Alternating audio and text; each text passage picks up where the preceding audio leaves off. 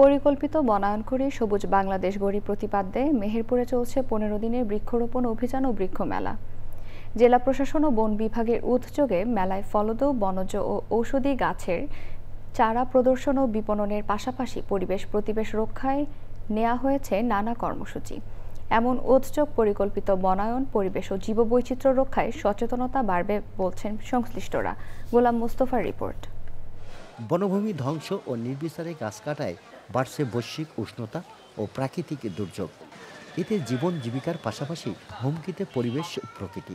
ভবিষ্যৎ প্রজন্মের বাসযোগ্য ধরিত্রী বিনির্মাণের প্রত্যয়ে মেহেরপুরে চলছে ১৫ দিনের বৃক্ষরোপণ অভিযান ও বৃক্ষ মেলা।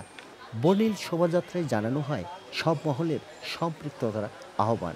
তবে অন্যান্য বারের তুলনায় এবার গাছের দাম বেশি বলছেন ক্রেতারা। এখানে গাছ ঘুরছি, ঘুরে ঘুরে গাছ দেখছি আমাদের গাছ ভালো লাগে এবং গাছ আমাদের পরিবেশ বান্ধব। গাছের সাথে পরিচিত করে দেওয়ার জন্য এখানে এসেছি, আমার বাবার সাথে আমার খুব ভালো লাগছে। বিভিন্ন জাতের ফুল ও ফলের চারার চাহিদা তুলনামূলক বেশি বলছেন বিক্রেতারা।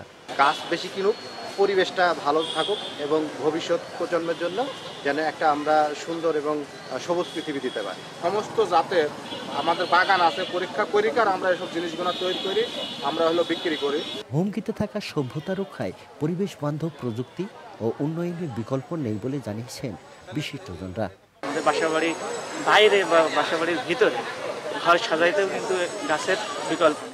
জনগণকে গাছের সাথে পরিচিত করার জন্য, পছন্দ মতো গাছ কেনার জন্য এবং সেই গাছটা কীভাবে লাগাতে হবে তার বিভিন্ন কলাকৌশল জানার জন্য আমরা যে বৃক্ষমেলাটা করে থাকি।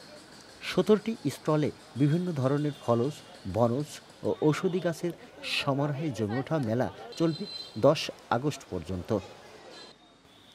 Golam Mostafa, channel I, Meherpur.